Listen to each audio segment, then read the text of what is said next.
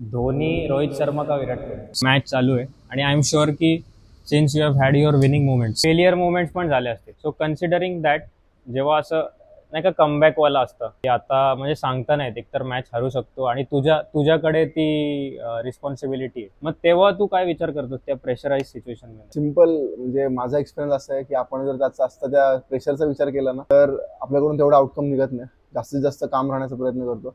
Simple आहे. मी आधीच ठरवलं मला बॉल सिक्सच मारायचं आहे, बट कुठे मी ठरवलं मिड विकेटला मारायचं आणि बॉल ऑफसाईडला आला तर मी शांत राहीन.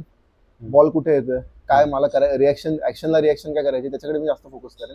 ते जास्त हेल्पफुल ठरतं. फॉर एक्झाम्पल मला जर ऑफसाईडला वाईड ओव्हर करायला तर मला तसा कव्हरचा हेलिकॉप्टर मारायला लागू शकतो, वॉट एव्हर काही किंवा स्लॅश करायला लागू शकतो. त्या मोमेंटमध्ये जेव्हा मी असं शांत राहिलं आणि प्रॅक्टिकल विचार केला की मला काय करायचं पेक्षा काय येणार आहे आणि मला त्या येणाऱ्या सिच्युएशनला काय करायचं, जेवढं डोकं शांत असेल तेवढं माझी रिएक्शन चांगली होती. काम राहण्याचा प्रयत्न करतो आणि त्या मुवमेंटमध्ये राहण्याचा प्रयत्न करतो, ना की पुढचा विचार. आणि जेव्हा जेव्हा पुढचा विचार केला तेव्हा फेल्युअर आलेलं आहे, काय होईल. राईट. सो धोनी मेंटॅलिटी बोलू शकतो. अच्छा, म्हणजे तुझ्या उत्तरावरून मला तुला एक प्रश्न विचारायचा आहे. धोनी, रोहित शर्मा का विराट कोहली?